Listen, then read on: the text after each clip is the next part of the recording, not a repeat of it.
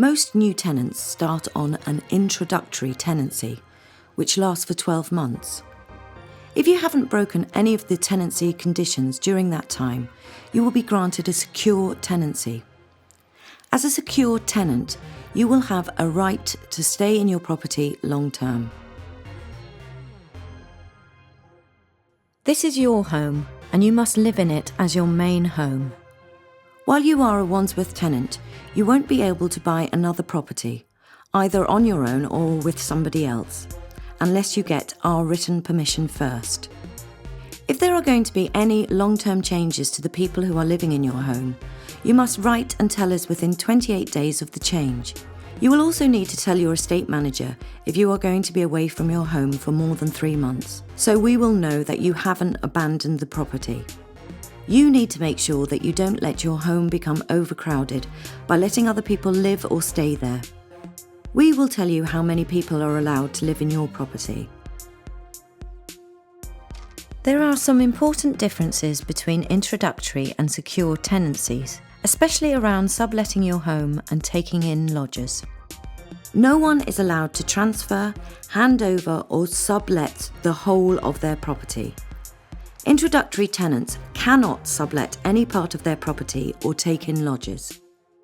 Secure tenants can take in lodgers or sublet part of their property, but need to ask us for permission first. For more information, please contact your estate manager. As long as you get our written permission, we don't have a problem with you keeping pets in your home. However, you are not allowed to keep any unsuitable animals in your property, such as those that are wild, dangerous or poisonous. If you have a dog, it will need to be microchipped and its details registered with us. This is a simple procedure which is carried out by the Council's Dog Control Service, who will visit your home to either microchip your dog or scan and take details of your dog if it has already been microchipped. Contact the Dog Control Service to arrange this. If you live on an estate where dog bylaws are in force, you will have to keep to the rules of the scheme when exercising your dog. We also ask you not to feed squirrels, foxes, pigeons or other pests at your property or in the communal areas. For more information about pets, talk to your estate manager. In certain circumstances, when a secure tenant dies, the tenancy can be passed on to another member of their family. This is called succession. If a joint tenant dies, then the tenancy will pass to the other joint tenant.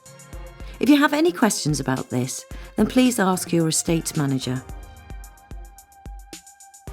When you want to end your tenancy, you will need to write to us and give 28 days notice.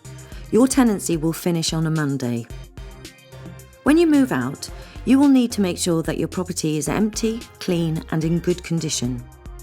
You will also need to return all keys, door entry fobs and parking permits to your housing office.